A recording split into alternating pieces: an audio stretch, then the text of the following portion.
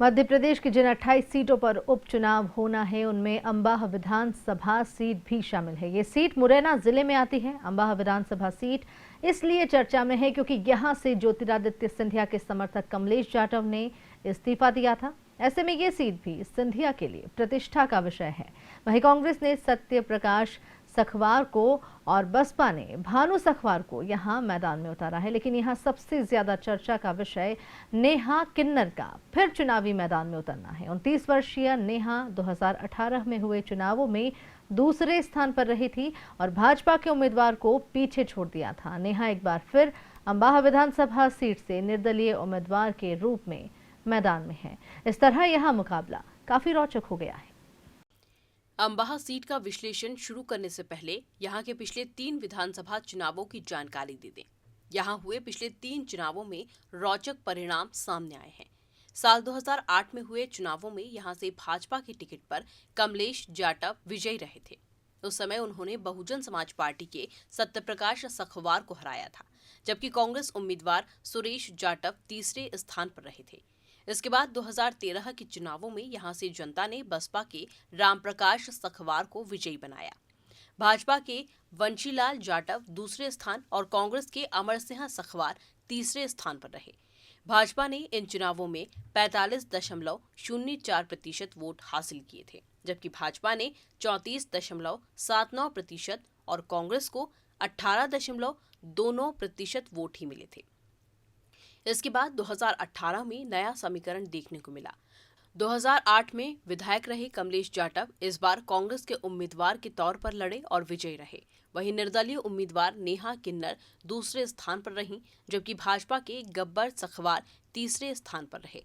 इन चुनावों में कांग्रेस को 29.89%, निर्दलीय नेहा किन्नर को 23.85% वोट मिले, जबकि भाजपा के खाते में 23.79% वोट आए।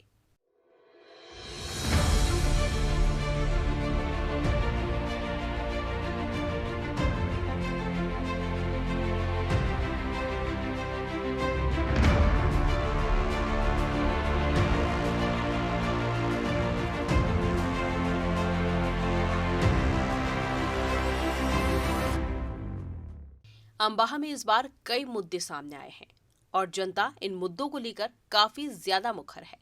बेरोजगारी के चलते पलायन, उच्च शिक्षा और बालिका शिक्षा यहाँ मुख्य मुद्दे हैं। इसके अलावा सड़क, बिजली, पानी तो मुद्दे हैं ही, लेकिन यहाँ लूट, डकैती, हत्या, अपहरण और छेड़खानी जैसे गंभीर अपराध भी बड़े मुद्दे हैं। इसके अलावा दलित और आरक्षित वर्ग पर अत्याचार के भी कई मामले सामने आते हैं। इन तमाम मुद्दों के कारण वोटों का ध्रुवीकरण होता है और वोटर अपनी जाति विशेष के उम्मीदवार को वोट करना पसंद करते हैं। अंबाह के युवाओं के लिए रोजगार की एक बड़ी समस्या है। इसके अलावा अंबाह क्षेत्र की अधिकतर आबादी गांवों से आती है, लेकिन यहाँ प्राथमिक स्वास्थ्य केंद्रों की बहुत कमी है। आपातकालीन स्थिति में गंभीर मरीजों को मुरैना या फिर ग्वालियर रेफर कर दिया जाता है। हालांकि अंबाह में शासकीय सिविल अस्पताल है, लेकिन बदहाली और स्वास्थ्य उपकरणों का अभाव यहाँ अक्सर होता है। अंबाह जैसे कस्बे में स्वास्थ्य सुविधाओं का ढांचा बेहद लचर है।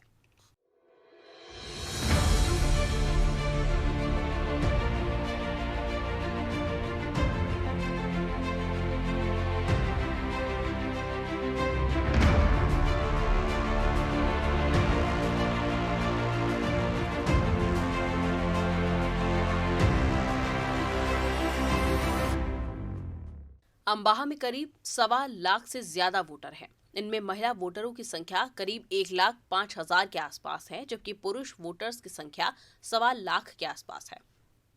जातिगत समीकरणों की अगर हम बात करें तो यहाँ राजपूत, ब्राह्मण और ओबीसी और दलित वर्ग के वोटर हैं।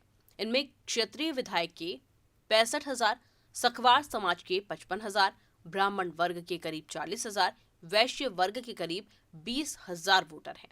इसके अलावा जाटव वर्ग के 10,000, कुशवाहा समाज के 8,000, गुर्जर समाज के 5,000 वोटर हैं। अंबाह विधानसभा तोमर राजपूत बाहुल्य सीट है। इस सीट पर भले ही बीजेपी, कांग्रेस और बसपा के आरक्षित होने के कारण अनुसूचित जाति के उम्मीदवार चुनकर मध्य प्रदेश विधानसभा तक पहुंचते हैं, लेकिन इसमें राजपूत और ब्राह्मण वर्ग की एक बड़ी भूमिका रहती है। जिस उम्मीदवार को राजपूत और ब्राह्मणों का समर्थन मिल जाता है उसके सिर जीत का सहरा बंध जाता है। अंबाहा विधानसभा सीट आरक्षित सीट है और यहाँ एक और खासियत यह है कि यहाँ पार्टी से ज्यादा तवज्जो उम्मीदवार को मिलती है, यानी कि पार्टी नहीं बल्कि उम्मीदवार के नाम पर वोट पड़ता है। ऐसे में पार्टियां भी जातिगत समीकरणों को ध्यान में रखते हुए उम्मीदवार खड़ा करती है।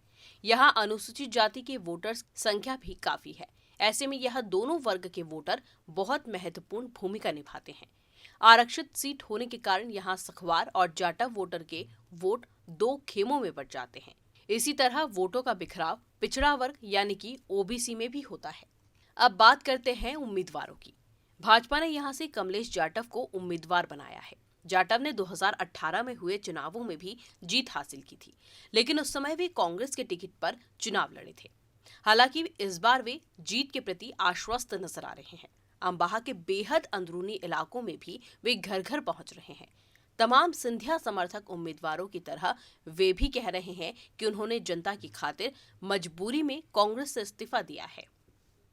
ग्वालियर चंबल के महत्वपूर्ण सीटों में अंबा विधानसभा सीट भी शामिल है और फिलहाल इस पूरे सीट पर भी काफ़ी कशमकश भरा माहौल जो है वो फिलहाल देखा जा रहा है। भारतीय जनता पार्टी की ओर से यहाँ पर कमलेश जाटव जी चुनावी मैदान में हैं और हमारे साथ मौजूद हैं। शहरी और ग्रामीण इलाका है और जहाँ पर जो प्रत्याशी हैं वो लगातार जनसंपर्क कर जनता तक पहुँचने की कोशिश करें। कमलेश जी, किस तरह का माहौल आप देख रहे हैं, क्योंकि आपका जो पूरा इलाका है वो शहरी इलाका भी है और ग्रामीण भी इलाका काफ़ी है और आप सघन जनसंपर्क कर रहे हैं? मैं दोनों शहरों में जा रहा हूँ। मेरे यहाँ दो शहर लगती है, अंबा और पोसा। बाकी का ग्रामीण क्षेत्र लगता है। मैं ग्रामीण और शहर दोनों क्षेत्रों में जा रहा हूँ। मुझे विशेष स्नेह और प्यार मिल रहा है, भरपूर सहयोग मिल रहा है और मुझे उम्मीद है कि मुझे पहले मतों से भी ज़्यादा आएंगे। 2018 का जो चुनाव था वो आपने कांग्रेस की इस पार्टी से लड़ा था और अब भारतीय जनता पार्टी की तरफ से आप लड़ रहे हैं। किस तरह का परिवर्तन आप देख रहे हैं और जो भारतीय जनता पार्टी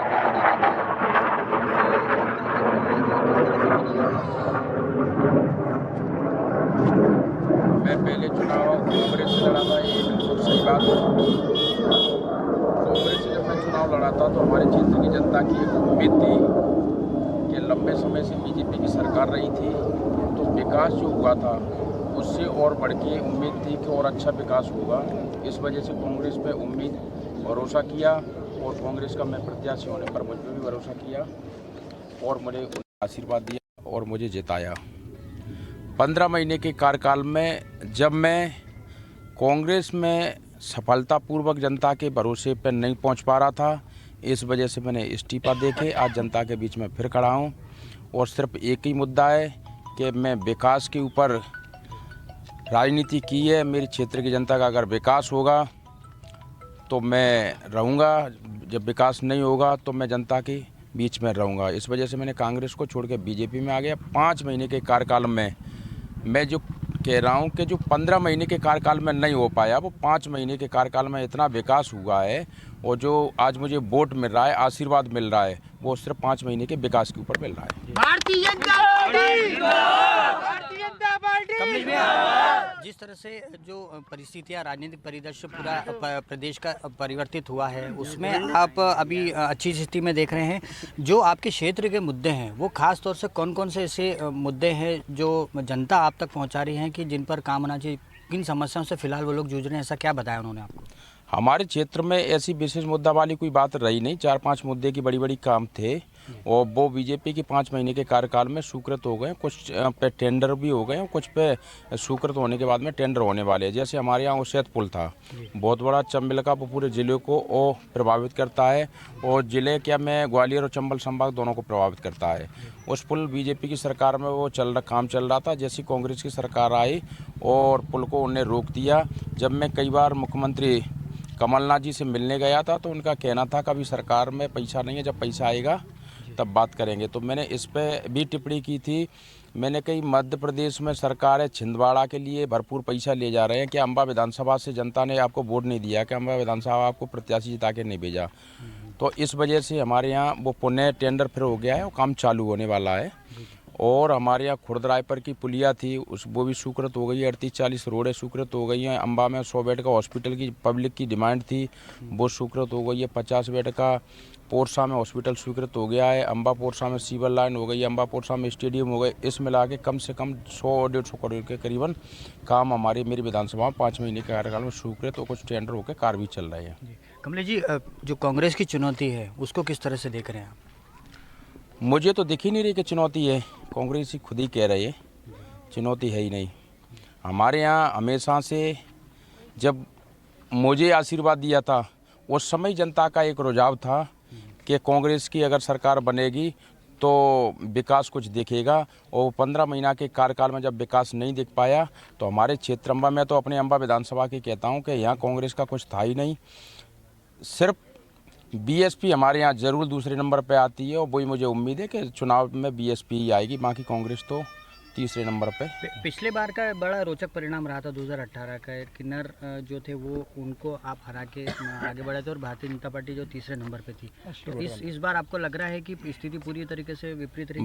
बिल्कुल ऐसा कोई है ही नहीं। हमारे पार्टी से जैसे बंसीलाल जी वो भी कुछ नाराज़गी थी तो वो साइकिल से अपना चुनाव चिन्ह लेके और वो चुनाव लड़ रहे थे और उनको अपने आप में एहसास हो गया कि मुझसे गलतियां हुई हैं। उन्हें स्वीकार करके और बीजेपी पार्टी को मुझे समर्थन दे दिया और वो भी मेरे साथ प्रचार कर रहे हैं। उन्हें बिल्कुल खंडन कर दिया और एक हाथ जो लोग बीजेपी से निर्दलीय के रूप में आए हैं मुझे उम्मीद है कि 30 तक वो भी मेरे साथ आ जाएंगे।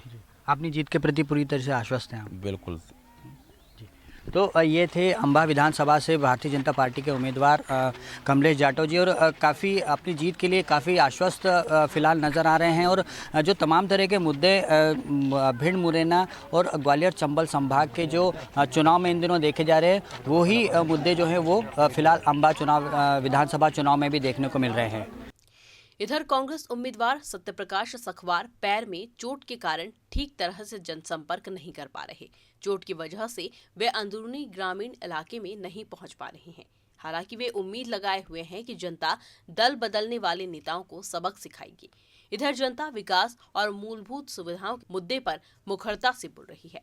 आइए सुनते हैं कि अम्बाहा की जनता ने आखिर क्या कुछ कहा है।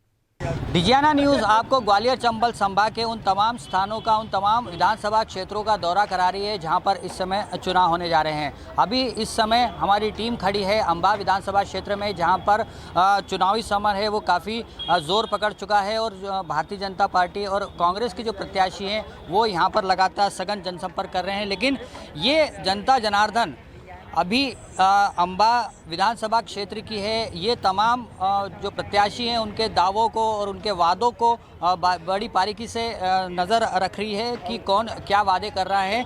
हम इनसे ही बात करेंगे, सीधे जनता से रूबरू होते हैं। साहब, आप इस क्षेत्र के वोटर हैं। 3 तारीख को चुनाव होने जा रहे हैं, तमाम प्रत्याशी आपके पास में पहुंच रहे हैं। आपका जो क्षेत्र है वो पिछले कई सालों से किन समस्याओं से जूझ रहे हैं और आप किन समस्याओं से जूझ रहे हैं? विधायकों से क्या अपेक्षाएं आपकी? मैं सबसे पहले यही कहना चाहता हूं कि मैं 89 से चुनावों को देखता जा रहा हूं, समझता आ रहा हूं। ये हमारा दुर्भाग्य है कि जब भी केंद्र में, राज्य में जो सरकार होती है उस समय हमारी यूपीए की सरकार थी तो हम यहाँ पर एनडीए को जिताते रहे, चाहे विराम अरगर हो, अशोक अरगर हो, चाहे बंसीलाल हो, किशोर सखवार हो। और जब यहाँ पर सरकार कांग्रेस की थी तो हमने यहाँ पर बीजेपी को जिताया। जब बीजेपी की सरकार बनती है हम कांग्रेस को जिता देते हैं। तो ये सबसे बड़ी दुर्भाग्य हमारे क्षेत्र के विकास का सबसे बड़ा रोड़ा है। हम पता नहीं क्यों हमारी क्षेत्र की जनता इस सरकार के साथ क्यों ना कंधे से कंधा मिला के चल पाती। अगर ऐसा होता तो चंबल का पुल का भी निर्माण हो जाता, कई ऐसी समस्या निपट जाती। 89 से लेकर 30 साल हो गए, 30 साल में कम से कम मैं समझता हूँ एक इतिहास बदल जाता। मतलब सत्तारूढ़ पार्टी का विधायक नहीं होने के कारण इस क्षेत्र का विकास अवरुद्ध होता है? बिल्कुल होता है। मैं तो डेफिनेटली श्योर हूँ कि इसमें बहुत बड़ा हमारे मतदाताओं का भी रोल है कि हम जो करना चाह रहे हैं कि जैसे मालूम पड़ा कि इस समय में डबल इंजन की सरकार है। अगर यहाँ से फिर भी अगर कोई सरकार के साथ विधायक नहीं होगा तो फिर अपन पिछड़ेंगे तो परिणाम कहाँ पे जाएगा? नुकसान तो हम अपना ही कर रहे हैं। ये अपन को सोचना है कि अब सरकार बनी है तो उसके साथ अगर चलते हैं तो हो सकता है कि ये निश्चित तौर पर अच्छा विकास होगा तो सबके साथ होगा। तो ये बिल्कुल जागरूक मतदाता हैं इस क्षेत्र के, जो इतनी बारीकी से इस पूरे क्षेत्र में नज़र रखे हुए हैं कि जो तमाम मुद्दे हैं सरकार सत्ता से लेकर जो तमाम पार्टियां हैं जो अब यहाँ पर मैदान में उतरी हैं, तो ये जो तमाम मतदाता हैं वो इतनी बारीकी से इन सब पर नज़र रखे हुए हैं। साहब, आप भी इस क्षेत्र से आते हैं, 3 तारीख को जब आप वोट डालने जाएंगे तो किन बातों का आप ध्यान रखेंगे कि आपका जन प्रतिनिधि, आपका विधायक किस तरह से होगा? सर, मैंने विधायक ही सर पहले डाढ़ा हुआ था, गली में आया था, कह रहा था जी करवाएंगे वो करवाएंगे, लेकिन जीतने के बाद कोई आता है नहीं। गली का सर विकास हुआ नहीं, उसमें पानी भर जाता है, सड़क वड़क का कुछ विकास हुआ नहीं। फिर कहते हैं वोट डालने का समय आता है तो गली में सब्जी नहीं आती हैं, लोग कहने लगती हैं जी करवाएंगे वो करवाएंगे, लेकिन कोई ढंग आता है नहीं। इसलिए सर मुद्दा ये है जी, सब आप आगे आ जाए। यहाँ का विकास, जी जी, यहाँ का कोई भी, यहाँ के व्यापार के लिए कोई भी विकास नहीं किया जा रहा है। हर कोई वोट मांगने आता है, व्यापार के लिए तो छोड़िए, कानून व्यवस्था भी नहीं है हमारे यहाँ पे, स्वास्थ्य विभाग की भी कोई व्यवस्था नहीं है। अगर आए दिन कोई भी बात भी हो जाती है, अगर किसी भी प्रकार का किसी इमरजेंसी हो जाती है तो यहाँ से सीधे जिला अस्पताल जाते हैं, और जिला अस्पताल की कोई व्यवस्था नहीं। यहाँ पर प्रशासन की कोई भी किसी भी तरह की कोई व्यवस्था नहीं है, प्रशासन पूरी तरीके से भ्रष्ट है, और हर कोई वोट गलियों की व्यवस्था खराब, और विधायक यहाँ बिकने के लिए तैयार। इनको यहाँ पर विकास, सड़क के साथ में स्वास्थ्य एक बहुत बड़ा मुद्दा है इस क्षेत्र का। सब आप भी यहाँ से आते हैं, तो आप क्या कहना चाहेंगे इस पूरे क्षेत्र के विधायक?